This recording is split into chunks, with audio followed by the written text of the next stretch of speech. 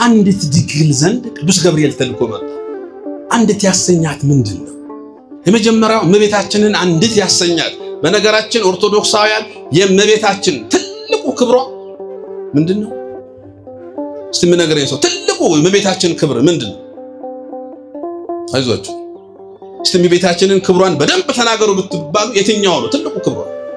እስቲ ዘካርያስንና ድንግል ማርያምን አጠገብ ላጠገብ አምጥታችሁ ዘካርያስና ድንግል ማርያም። ዘካርያስ ካህን ነው፣ ለቤተ መቅደስ የሚቀድስ ነው፣ ብሉይ ኪዳንን ጠንቅቆ የተማረ ነው። በመሰዊያው ቀኝ ቆሞ የእግዚአብሔር መልአክ ቅዱስ ገብርኤል ሲነግረው ለመቀበል ተቸገረ። የተማረው ዘካርያስ እመቤታችን ቅድስት ድንግል ማርያም የ15 ዓመት ብላቴና ያለች ነው ይሄን ብስራት የሰማች። 15 ዓመቷ ዘካርያስ ካህን። ዘካርያስን ተመልከቱት፣ እድሜ ዘካርያስን ተመልከቱት። ምስት አለችው፣ ምንም እድሜዋ በገፋ ትወልዳለህ ሲባል ሳቀ። እኮ የእርጅና ዘመን ነው፣ እንዴት ይሆናል? ቢያንስ ምስት አለው፣ ቢያንስ ከሱ በፊት የወለዱ እነሳራሉ፣ የመውለጃ ዘመናቸው አልፈው የወለዱ ሴቶች አሉ። ምን ይሻላል? እናቴ ሳራም ወልዳለች አዎ ብሎ መቀበል ይችላል። ለድንግል ማርያም የተነገረው ወንድ ስለማላውቅ ነው ያለችው። እንዴት ይሆንልኛል? ከሷ በፊት በድንግልና ጸንሶ በድንግልና ይወለድ አለ? የለም። ይሄ ታምር ነው። እንበለ ዘር አብሲ ያለ ወንድ ዘር ወንድ አላውቅም፣ አስቤም አላውቅም። የ15 ዓመት ልጅ ነኝ። ገብርኤል ቀጥሎ ነገራት። ዘመድሽ ኤልሳቤጥን ተመልከች፣ ከሸመገለች ካረጀች በኋላ ጸነሰች፣ ወለደች። አያችሁ፣ የኛ መዳን የኛ የድህነት መጀመሪያ በድንግል ማርያም ማህፀን ሲያድር ይኩነኒ በከመ ትበለኝ፣ እንዳልከው እንደ ቃሌ ይደረግልኝ፣ እኔ ለእግዚአብሔር ባሪያው ነኝ ያለች። ክብር ምስጋና ይግባት እመቤታችንን። ተመልከቱ። የምንማማርበት የትምህርታችን ርዕስ አንዲት ድንግል በሚል ርዕስ ይሆናል። የሉቃስ ወንጌል ምዕራፍ 1 ቁጥር 27 ስለ እመቤታችን ስለ ቅድስት ድንግል ማርያም በዚህ ዘመን ከፍ አድርገን የዘመርን፣ ከፍ አድርገን ያስተማርን፣ ከፍ አድርገን የገለጥ የሚመስላቸው ሰዎች አሉ። ካለመረዳት ነው። አዲስ የተደረሰላትም ድርሰት የለም። ሌላ አዲስ የምናስተምረውም የለም። አንዲት ድንግል የሚለውን ሐሳብ ለእመቤታችን ለቅድስት ድንግል ማርያም ለምን በስድስተኛው ወር ገብርኤል መልአክ ከእግዚአብሔር አብ ዘንድ ተልኮ መጣ ነው ብሎ መጽሐፍ ቅዱስ።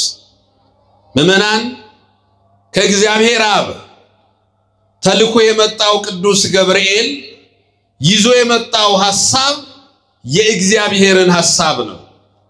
ቅዱስ ገብርኤል ለእመቤታችን ለቅድስት ድንግል ማርያም መጥቶ የተናገረው ሐሳብ በሙሉ የእግዚአብሔር ሐሳብ ነው።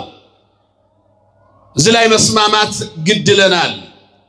በነገራችን በአበው ምሳሌ በነቢያት ትንቢት ያልተነገረ የእመቤታችን ክብርና ቅድስና የለም። ቅዱስ ጳውሎስ እንዲህ ነው ያለው፣ እግዚአብሔር አምላክ አስቀድሞ በብዙ መንገድ በብዙ ጎዳና ለአባቶቻችን ተናገረ፣ ኋላም ዓለማትን በፈጠረ በአንድ ልጁ በኩል ነገረን ይላል። በብዙ መንገድ በብዙ ህብረ አምሳል በብዙ ምሳሌ በብዙ ጎዳና በብዙ ህብረ ትንቢት አስቀድሞ ለአባቶቻችን ነቢያት ተናገረ ይላል።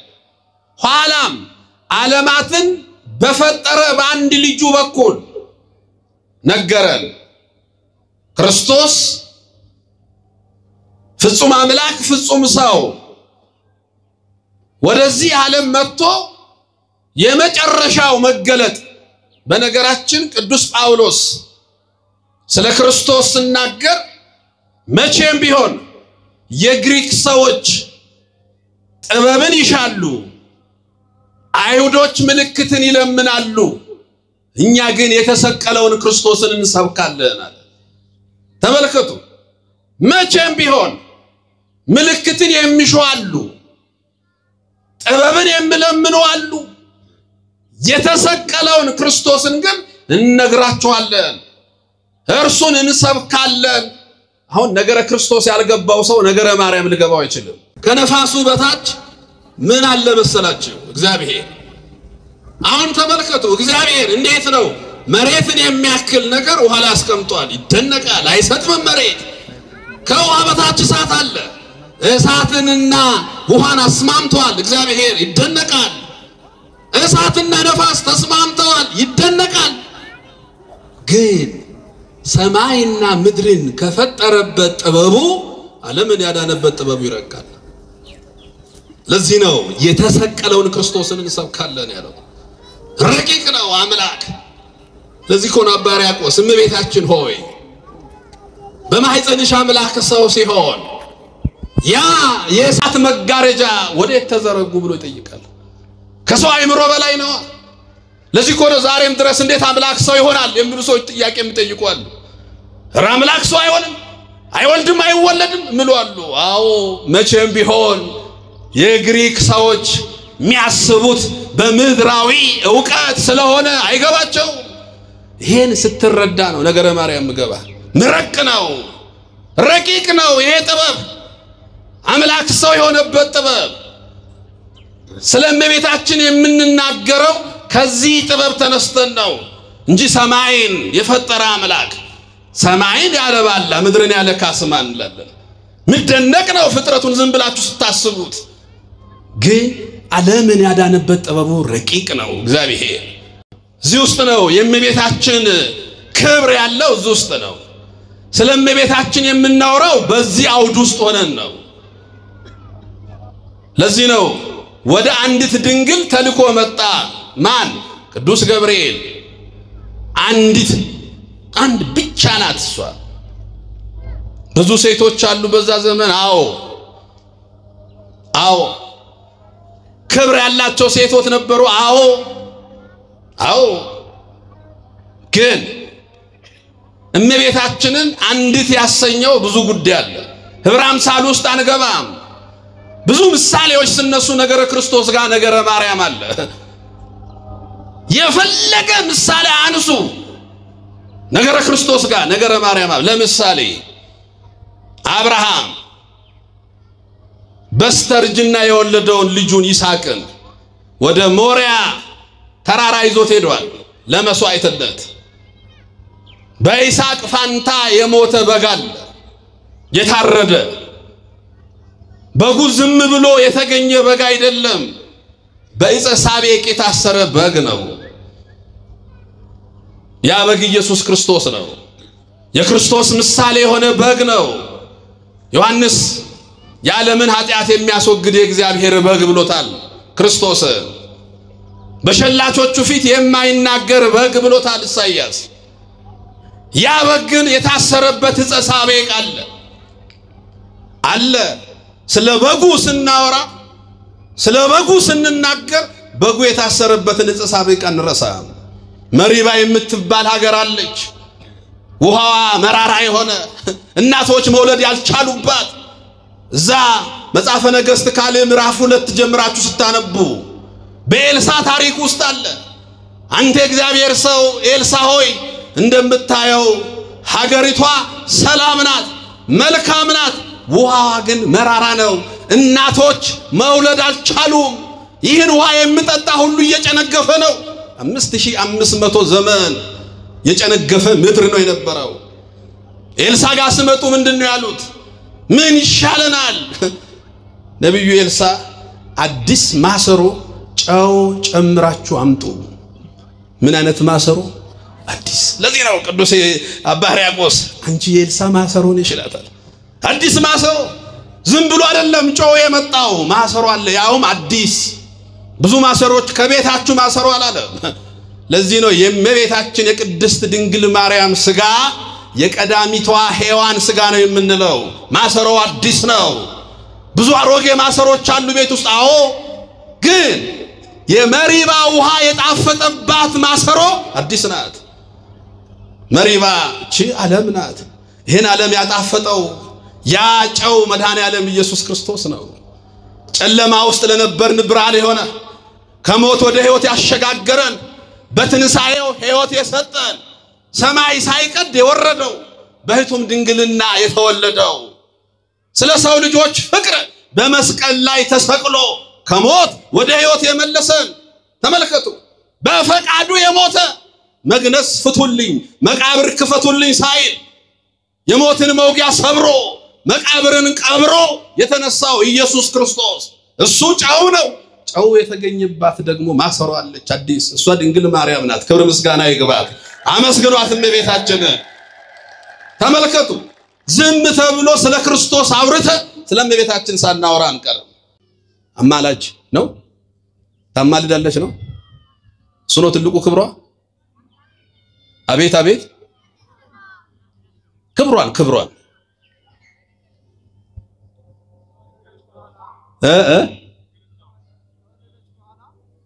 ድንግልናዋ አንድ ትልቅ አሁን ብዙ ጊዜ ትልቁ ክብሯ ምን መሰላችሁ ወላዲተ አምላክ እስቲ በሉ ወላዲተ በቃ ይሄን ካመነ ሌላ ሰው ቤዛዊት ዓለም ትባላለች አትባልም ታማለላች እሱን ተውት እነዚህ ሁሉ ከታች ናቸው ትልቁ ክብሯ የአምላክ እናት እስቲ በሉ የአምላክ እናት የማን እናት ኧረ ተናገሩ የማን እናት የአምላክ እናት ተመልከቱ ወላዲተ አምላክ ይህን ክብሯን የሚበልጥ ክብር የለም ነቢያት ብዙ ናቸው አበይት ነቢያት ደቂቀ ነቢያት ብለን የምንጠራቸው ሐዋርያት ብዙ ናቸው ሐዋርያን አበው ብዙ ናቸው ጻድቃን ብዙ ናቸው እነ ገብረ መንፈስ ቅዱስ እና አቡነ አረጋዊ ሰማዕታት ብዙ ናቸው እነ ቅዱስ ጊዮርጊስ ክርስቶስን በቃል ክርስቶስን በኑሮ ክርስቶስን በእምነት ክርስቶስን በፍቅር ክርስቶስን በንጽህና ክርስቶስን በደም የሰበኩ ብዙ ቅዱሳን አሏት ቤተክርስቲያን ተመልከቱ ሰማዕታቱ ብዙ ናቸው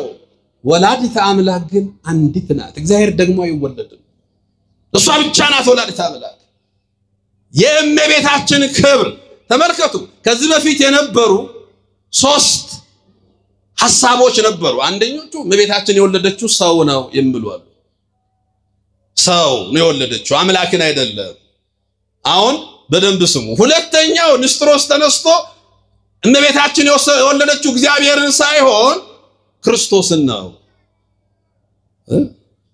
ይሄ ደግሞ አዲስ ነው የክርስቶስ እናት እንጂ የአምላክ እናት አትባልም ይሄ ማለት ክርስቶስ ምንድነው ምን አይደለም ማለት ነው አምላክ አይደለም ማለት ነው ክሌ ባህሪ ማለት ነው ውስጡ ብዙ ጉዳይ አለ ተመልከቱ የኢትዮጵያ ቤተክርስቲያን አባቶች ብቻ አይደሉም መጽሐፍ ቅዱስ በብሉይ ኪዳን መጽሐፍ ቅዱስ በሐዲስ ኪዳን ትልልቅ የቤተክርስቲያን አባቶች እነ ቅዱስ ቄርሎስን ጨምሮ እመቤታችንን ወላዲተ አምላክ ብሎ ይጠራሉ እስቲ ወላዲተ አምላክ ብሎ እሷ የወለደችው አምላክን ነው እግዚአብሔርን ነው ነብዩ ኢሳይያስ ሕፃን ተወልዶልናል ትንቢተ ኢሳይያስ ምዕራፍ 9 ቁጥር 6 ላይ ወንድ ልጅም ተሰጥቶናል አለቃነቱም በጫንቃው ላይ ነው ስሙ ድንቅ መካር ኃያል አምላክ እስቲ ይሄን ቃል በሉ በማርያም ኃያል አምላክ ምን አምላክ ረጡት ምን አምላክ ድንግል ማርያም የወለደችው ነው ሕፃን ተወልዶልናል አለና ኃያል አምላክ አለ ኃያላንን ያደቀቀ ኃያል የሞትን መውጊያ የሰበረ ኃያል መድኃኔዓለም ኃያል አምላክ የዘላለም አባት የሰላም አለቃ ተብሎ ይጠራል መድኃኔዓለም ስለዚህ የተወለደው ሕፃን ኃያል አምላክ ነው ቅዱስ ጳውሎስ ይሄን አስረግጦ ሲናገር እንዲህ አለ ክርስቶስ በስጋ መጣ እርሱ ከሁሉ በላይ ለዘላለም የተባረከ አምላክ ነው አለ ሮሜ ምዕራፍ 9 ቁጥር 5 ላይ በስጋ መጣ ከሁሉ በላይ ለዘላለም የተባረከ አምላክ ነው ከሱ በላይ ሌላ የለም አምላክ ነው እሱ የወለደችው አምላክ ነው ፈጣሪ ነው ንጉስ ነው ለዚህ ነው በዘውትር ጸሎታችን አንተ የጌቶች ጌታ ያማልክቶች አምላክ የነገስታት ንጉስ ነህ የስጋም የነፍስም ፈጣሪ አንተ ነህ ስለዚህ የወለደችው አምላክ ነው በነገራችን ኦርቶዶክስ ቤተክርስቲያን ብቻ ናት ኢየሱስ ክርስቶስን ኃያል አምላክ ብለን እንጠራለን ሌሎቹ አይሉ ለዚህ ማሳያ አንድ ነገር ልንገራችሁ 1997 ዓመተ ምህረት አንድ ፈረንጅ ወደ ኢትዮጵያ መጣ አሁን ቅርብ ጊዜ ፈረንጆች መጥተው ስቴዲየም ላይ እንዲሁ አሹፎ እንደሄዱት ማለት ነው አሹፈው ቀልደው በመቆሚያ ቀልደው በከበሮ ቀልደው ነው የሄዱት በነገራችን እኛም ፈረንጅ እንወዳለን ጥሩ ቲማቲም የፈረንጅ አይደል ጥሩ ሙዝ የፈረንጅ እናት እንደውም ቀይ ልጅ ትወልድ ልጅ ምን ይመስላል ነው የምትለው ፈረንጅ ባልየው አለ መጠርጠሩ ፈረንጅ ይመስላል እንወዳለን እንደዚህ እና አንድ የፈረንጅ ፓስተር መጣ ስሙ ቦንኬ ይባላል የመጣው ጅማ መጥቶ ማንኛውንም በሽተኛ ፈውሳለሁ ነው ይመጣው የፈለገ በሽተኛ ይምጣ ፈውሳለሁ አሁን ፈረንጅ ዝቹ አደባባይ ላይ የፈለገ ሰው ይምጣ ፈውሳለሁ ብለ 90% ሰው ይሄዳል ስቴጅሊ ብሎ ይሄዳል አይኔ በራ ይሆን ይላል እኛ እኮ እንደዚህ ነን አይኔ በራ ይሆን ማን ያቀለ ፈረንጅ ነገር እኮ ይላል ማንንም በሽተኛ አልቀረም ከአራት ማጣጫ ጅማ ስቴዲየም ከተም በዛ በኩል ከጋምቤላ በዚህ በሚዛን በዚህ ከወልቂጤ በሙሉ ስቴዲየሙ ሞላ ከቀኑ 7 ሰዓት ጀመረ ጸሎት በእንግሊዝኛ ነው ጸሎቱ በእንግሊዝኛ ይጸልይና 11 ሰዓት ሞላ ፀሐይ ነው የጅማ ፀሐይ ነው ህዝቡ ላበላብ ሆነ በሽተኞች ላይ ሁሉ ምንም ለውጥ የለም ምድን ሰው የለም የሚያልበው ሰው ግን ብዙ ነው ፀሐይ የቀጠቀጠው በጨረሻ ላይ እንዲህ አለ ፈረንጁ በእንግሊዝኛ ቋንቋ I am sorry Jesus is busy today አለ ይቅርታ አርጉልኝ ዛሬ ኢየሱስ ስራ በስቶበታል አለ ተመልከቱ እኛ ቀደም ስንል ሰማይን የፈጠረ አምላክ ምድርን የፈጠረ አምላክ እኛ የምናመልከው የድንግል ማርያም ልጅ ኃያል አምላክ ነው ክብር ምስጋና ይግባው ኃያል አምላክ ተመልከቱ ሕፃን ነው ግን ኃያል አምላክ ነው ኃያል አምላክ ድንግል ማርያም ወላዲተ አምላክ ከሷ የተወለደው ኃያል አምላክ ነው ኃያል አምላክ ለዚህ እኮ ነው ቅዱስ ገብርኤል ሲያበስራት እንዲህ ነው ያለው እመቤታችንን እንዲህ ነው ያለው ካንቺ የሚወለደው ቅዱሱ የእግዚአብሔር ልጅ ነው አለ እስቲ በሉ ካንቺ የሚወለደው ቅዱሱ የማን ልጅ ነው እግዚአብሔር ልጅ ነው በነገራችን የእመቤታችን የቅድስት ድንግል ማርያምን ክብር ገብርኤል ቀስ ይያለ እያስማማ ኧረ በፍጹም እንዴት ይሆናል ስትል ምሳሌ እየጠቀሰ አመና ተቀበላ እምነቷን ተቀበሉ እምነቷ የአምላክ እናትነት ትልቅ ክብር ነው የእመቤታችን ያኔ ነው ኤልሳቤጥ ጋር የጌታዬ እናቱ ሆይ ወደኔ ትመጪ ዘንድ እንዴት ይሆንልኛል እስቲ ዝም ብላችሁ አስቡ መመናን እመቤታችንን ወደኛ ወደ ህይወታችን ስንጠራ ወደኛ ስትመጣ አይገባኝም ያንቺን ክብር መናገር አይገባኝም ነው እመቤታችንን በተገኘ አጋጣሚ ሁሉ ክብሯን ዝቅ ማድረግ ነው በጣም እኮ ያሳፍራል ዮሐንስን ነው የወለደችው ኤልሳቤጥ ከሴቶች ከተወለዱ መካከል እንደ ዮሐንስ ያለ የለም ተብሏል ባለ 5 መክሊት ነው ነብይ ነው ሐዋርያ ነው ሰማዕት ነው መምህሮ መገስጽ ነው ተመልከቱ ዮሐንስ በምድረ በዳ ያደገ ነው የጌታ መንገድ ጠራጊ ነው ታላቁን አባት ዮሐንስን ነው የወለደችው ዘካርያስ ካህን ነው ነብይ ነው ኤልሳቤጥ ነብይት ናት ዮሐንስም ነብይ ነው ኤልሳቤጥ የጌታዬ እናቱ ሆይ ወደኔ ትመጪ ዘንድ እንዴት ይሆንልኛል የማርያምን የምስጋና ቃል በሰማች ጊዜ በኤልሳቤጥ መንፈስ ቅዱስ ሞላባት ምን ሞላባት የማንን የምስጋና ቃል ሰምታ የእመቤታችንን የጌታዬ እናት ወዳጄ ድንግል ማርያምን የአምላክ እናት የፈጣሪ እናት የንጉስ እናት የሰላም እናት የብርሃን እናት የእውነት እናት ብሎ ለመጥራት የእግዚአብሔር መንፈስ የግድ ያስፈልጋል መንፈስ ቅዱስ መንፈስ ቅዱስ ካልቀረበን አይሆንም። አንዲት ያሰኛት ወላዲተ አምላክ። ለዚህ ነው ኤልሳቤጥ ገብርኤል ከሰማይ ኤልሳቤጥ በምድር ክብሯን መሰከሩ። ለዚህ ነው ታምረ ማርያም መግቢያ ላይ ትውልድ ሁሉ ድንግል ማርያምን ለማመስገን ተፈጠረ ይላል። ትውልድ አይልም እንደውም ፍጥረት ሁሉ። እስቲ በሉ ፍጥረት ሁሉ ድንግል ማርያምን ለማመስገን እውነት ነው። ይሄ እውነት ነው። ፍጥረት ከፍጥረት የዘላለም ሕይወት ያለው ሁለት ብቻ ነው። መላእክት ፍርድ ጨርሰዋል። ርኩሳን ተፈርዶባቸው ሲኦል ወርደዋል።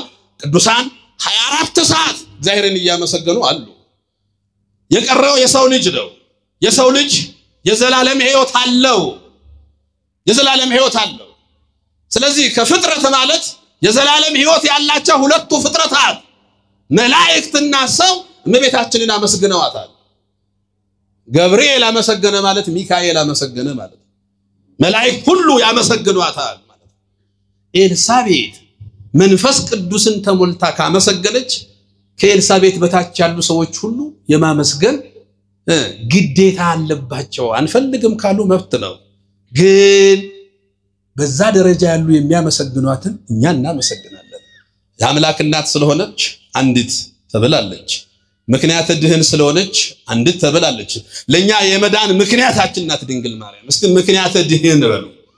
ለኛ ለሰው ልጆች መዳን ቅድም ያልኳችሁን ተቀብላለች። እንደ ቃል ይደረግልኝ ብላለች እመቤታችን። ለዚህ ነው ትውልድ ሁሉ እመቤታችንን እያመሰገነ ይኖራል። ለምን? ምክንያት ስለሆነች። ለምናችን? ለመዳናችን ለሰው ልጆች። ለዚህ ነው ቅዱስ ኤፍሬም በማክሰኞ ውዳሴ ማርያም ላይ አክሊለ ምክነ ወቀዳሚተ መድኃኒትነ ወመሰረተ ንጽህነ ከሆነ በማርያም ድንግል የድነታችን መጀመሪያ የንጽህናችን መሰረት በእመቤታችን ሆነ ተከናወነ። የድነት መጀመሪያ እሷ ናት። የንጽህናችን መሰረት ናት። የንጽህናችን መሰረት። ስለዚህ ምክንያት ድህን ከሷ ውጪ ከሰው መካከል ለሰው መዳን ምክንያት የሆነ የለም። ምክንያት የሆነ ከሰው መካከል ከእመቤታችን ውጪ። ለምን? አምላክ ከሰማይ አይቶ መርጦ ያደረባት እሷ ስለተገኘች ምክንያት ድህን አንዲት ናት። እመቤታችን ቅድስት ድንግል ማርያም አንዲት ያሰኛት ምልዕተ ጸጋ። እስቲ ምልዕተ ጸጋ በሉ። ጸጋን የተመላሽ ሆይ በሉ። እስቲ ምንም አይሰማም ድምጻቸው። ምን ይበልሽ? ምን የተመላሽ? አሁን ማርያም ታማልዳለች ከተባለ የጎደላት ጸጋ ምንድነው ነው? ከፍጥረት መካከል እኮ ሙሉ ጸጋ ያላት እመቤታችን ብቻ ናት። በማርያም አመስግኗት። ከፍጥረት መካከል ሙሉ ጸጋ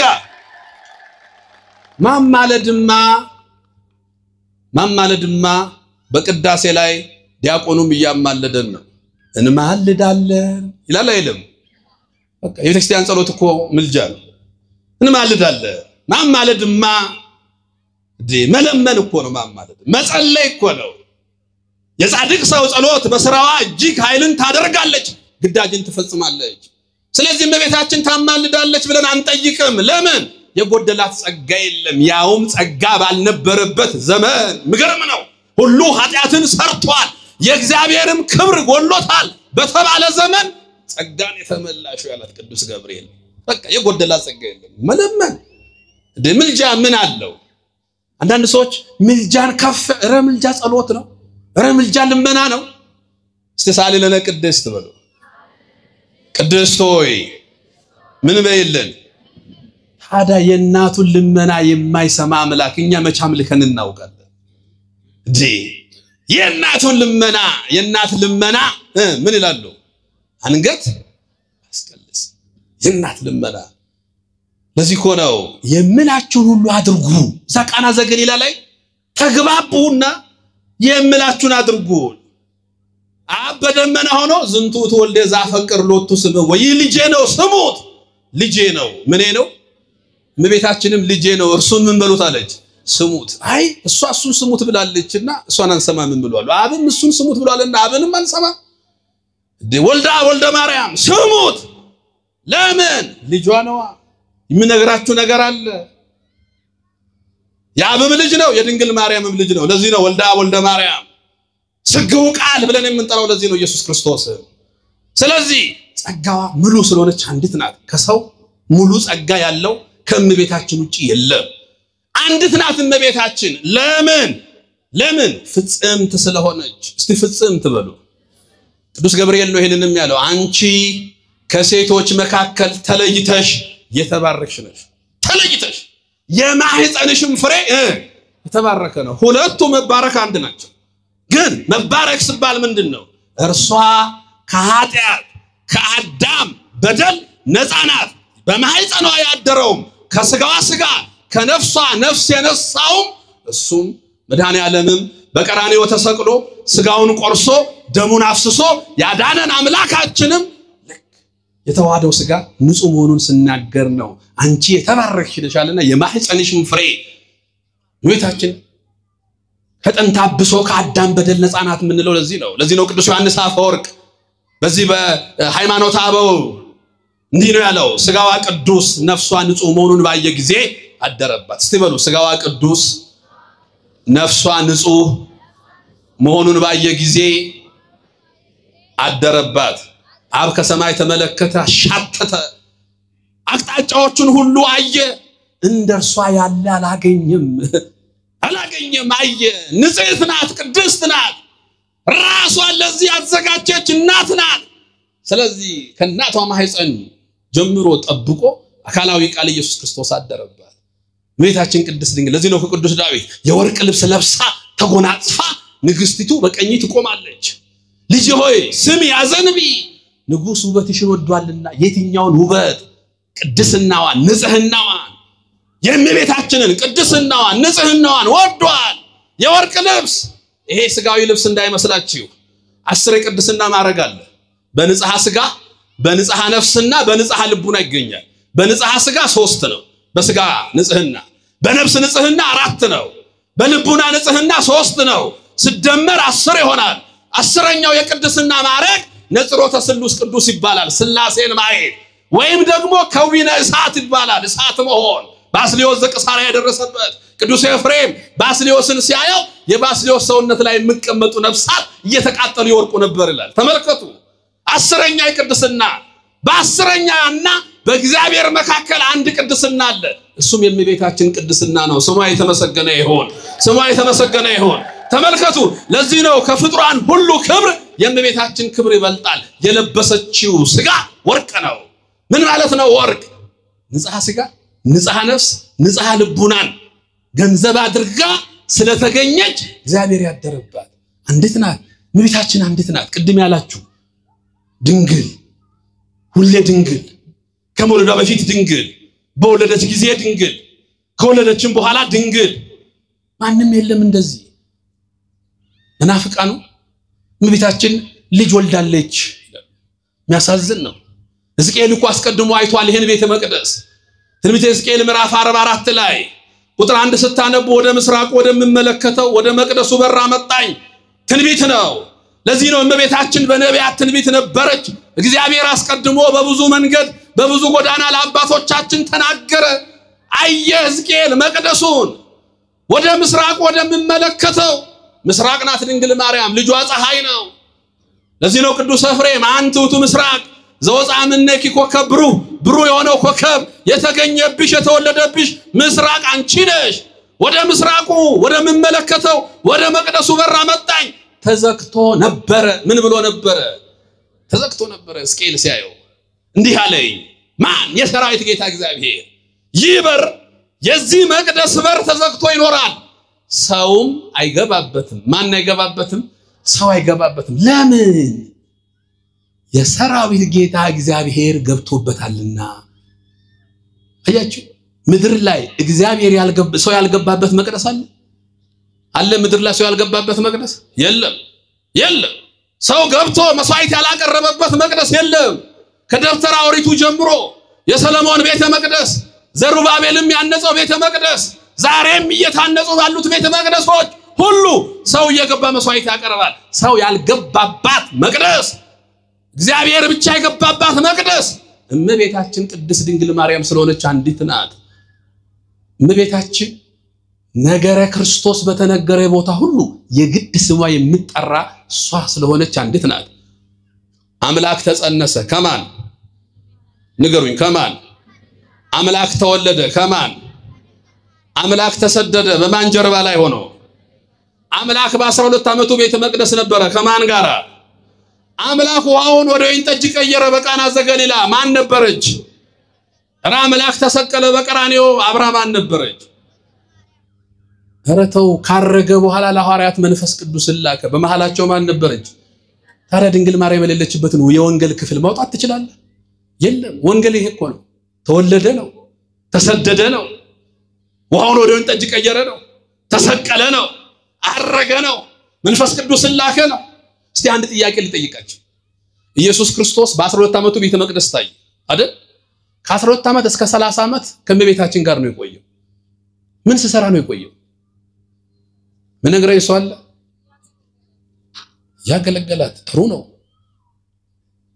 ይሄንን ከእመቤታችን ውጪ የሚያቅሰው አለ የለም እኮ የለም እመቤታችን ቅድስት ድንግል ማርያም አምላክ ልጇ መድኃኔዓለም ተወልዶ ወደ ሰማይ አርጎ እሷን ከሞት አስነስቶ ወደ ራሱ እስከወሰደበት ድረስ ድንግል ማርያምና መድኃኔዓለም የተለያዩበት ቦታ የለም ገና ያልነገረችን እኮ ብዙ ነገር ነበር ማርያምም ሁሉንም በመኗ ተጠብቀው ነበር በልቦና አያችሁ እንዴት ያሰኛት ይሄ ነው ትምርቴን ሳጠቃለን እመቤታችን ቅድስት ድንግል ማርያም ምእመናን ሁሉ ጊዜ ስሟን እየጠራን የምናነሳበት ቅድም ያለው በእኛ መዳን ውስጥ ድርሻ ስላላት በእኛ መዳን ውስጥ ቦታ ስላላት ነው ይሄንን ሁላችንም ማለት ነው እመቤታችን ቅድስት ድንግል ማርያምን ከፍ አድርገን ከፍጡራን በላይ አድርገን በመገባት ልክ አመስገነናት አናውቅም ይሄን በደንብ ያዙ አናውቅ አሁን አንዳንድ ሰዎች ኦርቶዶክሳውያን እመቤታችንን ከፍ አድርገዋታል ይላል አራራራግናት ብቻለንማ እንደነ ቅዱስ ያሬድ ብቻለን እንደነ አባ ጊዮርጊስ ብቻለን የውጭው ልቃውንቱ የኛ ሀገር ልቃውንት አባ ጊዮርጊስ ዘጋስጫ እመቤታችንን በገለጡበት ልክ ገልጠን ቢሆን ኖሮ እውነት ነው ግን ገልጠን አልጠራንም በዛ ልክ ክብሯን አልጠራንም እዲ የኛ መዳን በእርሷ ተጀምሮ ምክንያት ሆናን እዲ ሰው እኮ ሌላ ቀርቶ አንድ ቀን ምሳይ ጋበዘው ሰው መንገድ ላይ ሲያይ ታንክ ዩ ይሏል አይለው አመሰግናለሁ ትላላችሁ አትሉ ኧረ ንገሩኝ ትላላችሁ አትሉ እናመሰግናለን እንላለን ታዲያ አምላክን ወልዳ አዝላ ተሰዳ ለኛ መዳን ምክንያት ሆና ማመስገን ቢያቀት መጥላቱን ምን አመጣው አሁን እኮ የመናፍቃኑ ዓለም ያበደው ዘጋ ነው እኛ አልገለጥንም በክብሯ ልክ እነሱ ደግሞ እኛ የገለጥን መስሏቸው ወደ ስድብ እንዲህ ይላል አባ ጊዮርጊስ ዘጋስጫ በዚህ በሐሙስ አርጋኖን ላይ እንዲህ ይላል እመቤቴ ቅድስት ድንግል ማርያም ሆይ ሰይጣን ከሁሉ በላይ አንቺን ይጠላሻል ለምን ብባል ካንቺ የተወለደው ክርስቶስ አናታናቱን ብሎ ስለገደለው ክብር ምስጋና ይግባው ከሁሉ በላይ ሰይጣን በነገራችን እመቤታችን ቅድስት ድንግል ማርያም መጥላት የሰይጣን መንፈስ ነው አንድ ሁሌ የምናገረውን ታምር ስለእመቤታችን ተናግሬ ትምርቴን ልጨርስ ሀገሩ ሶሪያ ነው ከ6 አሃት ኤርትራን ጨምሮ ከ6 አሃት አብያተ ክርስቲያናት መካከል አንዷ የሶሪያ ኦርቶዶክስ ናት አሁን መከራ ውስጥ ነው ያሉት ሶሪያውያን ኦርቶዶክስ በመሆናቸው ቀኑን ሙሉ ይገደላሉ በእውነት ጌታ ሆይ ስላንተ ቀኑን ሙሉ እንገደላለን እንዳለው ቅዱስ ጳውሎስ መነኮሳቱ ይታረዳሉ በአደባባይ ይረሸናሉ ሶሪያ ውስጥ ሌላ ጥፋት አጥፍተው ነው አይደለም ምን ስለሆኑ ኦርቶዶክስ ስለሆኑ ተመልከቱ የቅዱስ ኤፍሬም ሀገር ናት ሶሪያ ውዳሴ ማርያምን የደረሰው አባት አንድ የአረብ ክርስቲያን ልጅ የለው እግዚአብሔር ልጅ እንዲሰጠው ትልቅ ባለጸጋ ነው ከአረብ ተነስቶ ወደ ሶሪያ ይሄዳል ወዴት ይሄዳል አልኳችሁ እግዚአብሔር ምን እንዲሰጠው ልጆች የማን ስጦታዎች ናቸው እግዚአብሔር ልጆች እግዚአብሔር ስጦታዎች ናቸው ሶሪያ ሄዶ ሶሪያ ደማስቆ ኤርፖርት ድረስ ታክሲ ተሳፍሮ በእመቤታችን በቅድስት ድንግል ማርያም ስም የተገደመ ገዳም አለ። ወደዛ ገዳም ከባለ ታክሲው ጋር እያወራ ይሄዳል። አንተ ባለ ታክሲ አሁን የመጣሁት ስለትልሳል ነው እግዚአብሔር ልጅ እንዲሰጠኝ እባክህ አንተም በጸሎት ያስበኝ ሃይማኖቱን አያውቅም እግዚአብሔር ልጅ ከሰጠኝ እዚህ ላለው ለእመቤታችን ገዳም $200,000 ልሰጥ ነው ባለጸጋ ነው ላንተም እውነት እግዚአብሔር ከረዳኝ ላንተም $20,000 እሰጣለሁ አስበኝ ያለው ተስሎ ወደ አገሩ ተመለሰ እግዚአብሔር በእናቱ ስም ለምነን አይከለክለንም ከዓመት በኋላ እግዚአብሔር ወንድ ልጅ ይሰጣል ለዚህ ሰው ደስ አለውና ስልኩን አውጥቶ መጀመሪያ የደወለው ባለ ታክሲው ጋር ነው ወንድሜ አንተ ረስተኸኛል ስልክህን ይዣለሁ እግዚአብሔር ልጅ ሰጥቶኛል ደስ ብሎኛል ወደ ሶሪያ ልመጣ ነው ላንተም ቃል የገባሁትን $20,000 ይዣለሁ ለገዳሙም ቃል የገባሁትን $200,000 ይዣለሁ ኤርፖርት ደማስቆ ኤርፖርት ጠብቀኝ ይላል እሺ አለና ጓደኞቹን ጠርቶ አንድ ባለጸጋ ከሶሪያ ከሳውዲ አረቢያ እየመጣ ነው ለኔ $20,000 ቃል ገብቷል ለገዳም ግን $200,000 ልሰጥ ነው ለምን ገለን አንቀበለው ማለት አያችሁ ገንዘብ እኮ መጥፎ ነው ገንዘብ ሃይማኖት ያስክዳል ወዳጄ ገንዘብ እኔ አይደለሁም ልትሉሉ ትችላለ ራስን ጭምር ትከዳለ አሁን ቃል የተገባለትን ብር ይዞ መጣ ልክ ኤርፖርት ድረስ ከጓደኞቹ ጋር ተመካከሩና ከከተማ ወጥቶ ገደሉት ስገሉት እጁን ለብቻ እግሩን ለብቻ አንገቱን ለብቻ ገለው ኮፈን ውስጥ የታክሲ ኮፈን ውስጥ ከተው ጫካ ለመጣል ሲሄዱ ቦታት አይ ከተማ ወስደን ሽንት ቤት ውስጥ እንጣለው ብለው ወደ ደማስቆ ከተማ ሲገቡ ፍተሻ ጋር ይደርሳል ልክ ፍተሻ ጋር ሲደርሱ ፖሊሶች ሲፈትሹ መኪናቸው ውስጥ $220,000 አገኙ ይሄን ብርኬት አመጣቸው እንደምንም ብሎ ለማዋሸት ሞከሩ አልቻሉ ይለፉ ካለ በኋላ ፖሊሱ ቆይ እስቲ አለና እስቲ ኮፈኑን ከፈቷል አሁን አንተ ክፈት መባባል ጀመሩ ሶስቱ ፖሊሱ ታክሲውን ሾፌር አንተኛው ክፈት አለ እሺ ያለ እየፈራ እየተባ ልክ ሄዶ ኮፈኑን ልከፍት ስል ተከፍትና ወየውልህ አንተ የቆራረጥከውን ስጋዬን ድንግል ማርያም እየገጣጠመችው ስለሆነ አትክፈት የሚል ድምጽ ከውስጥ ተሰማ ክብር ምስጋና ይግባት ለእመቤታችን